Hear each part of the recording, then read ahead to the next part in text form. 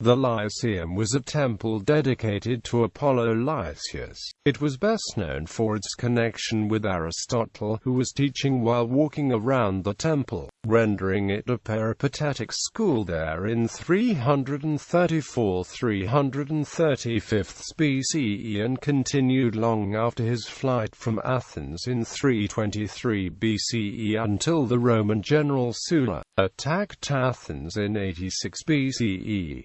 The remains of the Lyceum were discovered in modern Athens in 1996 in a park behind the Hellenic Parliament. The Lyceum before Aristotle. A long list of philosophers and sophists gave talks at the Lyceum prior to Aristotle, including Prodicus of Ceos, Protagoras, and numerous rhapsodies. The most famous philosophers to have taught there, however, were Socrates, Plato, and the best-known Athenian teacher, Socrates. In addition to military training and educational pursuits, the Lyceum also housed Athenian assembly meetings before the PNYX became the official meeting place in the 5th century BCE. Cult practices of various groups were also held at the Lyceum.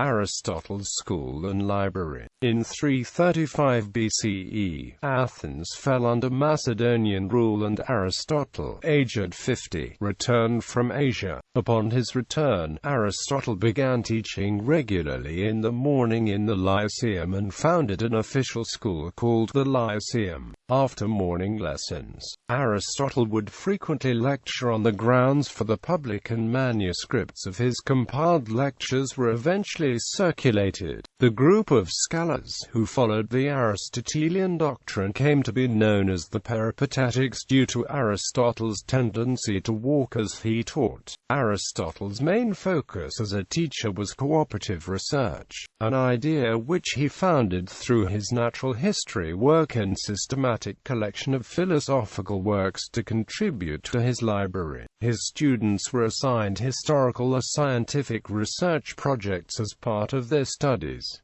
The school was also student-run. The students elected a new student administrator to work with the school leadership every 10 days, allowing all the students to become involved in turn. Before returning to Athens, Aristotle had been the tutor of Alexander of Macedonia, who became the great conqueror Alexander the Great. Throughout his conquests of various regions, Alexander collected plant and animal specimens for Aristotle's research, allowing Aristotle to develop the first zoo and botanical garden in existence. It is also suspected that Alexander donated what would be the equivalent of more than $4 million to the Lyceum. In 322 BCE, Aristotle was forced to flee Athens with his family when the political leadership reacted against the Macedonians again, and his previously published works supporting Macedonian rule left him a target. He passed on his Lyceum to Theophrastus and died later that year in Chalcis, near his hometown.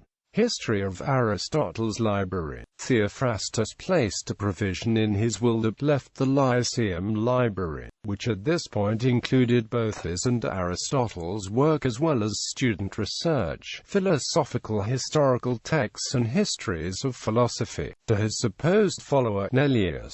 However, the seniors of the Lyceum placed Strato as the next leader, and upon his retirement from the school in the mid-3rd century BCE, Nellius divorced the Lyceum from its library and took all of the books with him to Skepsis in Mysia. Nellius was an expert on Theophrastus and Aristotle, and it may be that Theophrastus hoped he would prepare a catalogue of the 10,000 rolls of papyrus. At least some of the books seem to have been sold to the library in Alexandria. In the 10th century, a catalogue of the library revealed manuscripts by both Theophrastus and Aristotle which almost had to have been obtained from Nellius.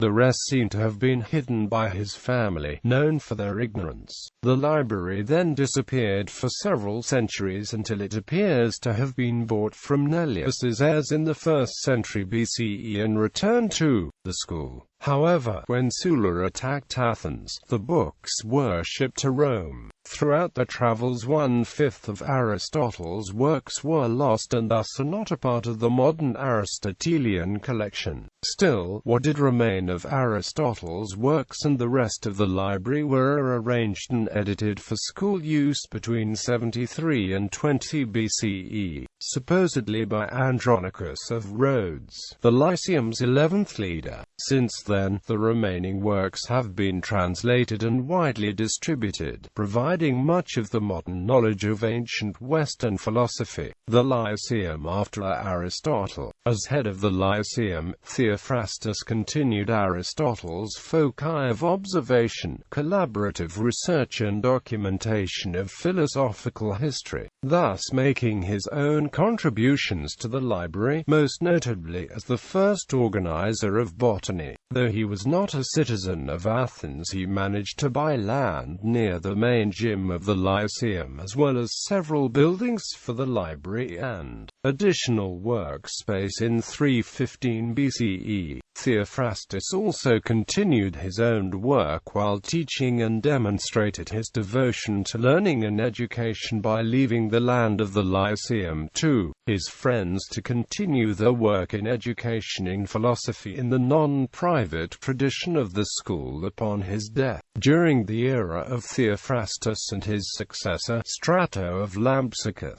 the Lyceum experienced a decline until it fell with the rest of Athens in 86 BCE. There is some thought that the Lyceum was refounded in the 1st century CE by Andronicus of Rhodes and once again flourished as a philosophical school in the 2nd century, continuing until the Heruli and Goths sacked Athens in 267 CE. Leaders of the Lyceum. Theophrastus headed the Lyceum for 36 years, between Aristotle's exile from Athens in 322 BCE until his own death in 286 BCE. There is some speculation that both Aristotle and Theophrastus were buried in the gardens of the Lyceum, though no graves have been positively identified. Theophrastus was followed by Strato, who served as head until 268. Lyco of Troas, likely Aristo of Ceos, Cyrtolaus, Diodorus of Tyre and Erimnius were the next several heads of the school. Additionally, Andronicus of Rhodes served as the 11th head. Members of the Lyceum. At various points in the history of the Lyceum, numerous scholars and students walked its Peripatetic, though some of the most notable include Eudemus, a mathematical historian, Aristoxenus, who wrote works on music, and Dicaeus, a prolific writer on topics including ethics, politics, psychology and geography. Additionally, medical historian Meno, and an eventual ruler of Athens, Demetrius of Phaleron, spent time at the school. Demetrius of Phaleron ruled Athens as a proxy leader for a dynasty from 307 BCE. Aristotle's Lyceum today. Location of Lyceum. During a 1996 excavation to clear space for Athens' new Museum of Modern Art, the remains of Aristotle's Lyceum were uncovered. Descriptions from the works of ancient philosophers hint at the location of the grounds, speculated to be somewhere just outside the eastern boundary of ancient Athens, near the rivers Ilissos and Eridanos, and close to Lycabettus Hill. The excavation site is located in downtown Athens, by the junction of Regillus and Vasilissus Sophia's streets, next to the Athens War Museum and the National Conservatory. The first excavations revealed a gymnasium and wrestling area, but further work has uncovered the majority of what is believed to have withstood the erosion caused to the region by nearby architectures, placement and drainage. The buildings are definitely those of the original Lyceum, as their foundations lie on the bedrock and there are no other strata further below. Upon realizing the magnitude of the discovery, contingency plans were made for a nearby construction of the art museum so that it could be combined with the Lyceum Outdoor Museum and give visitors easy access to both. There are plans for canopies to be placed over the Lyceum remains, and the area was opened to the public in 2009.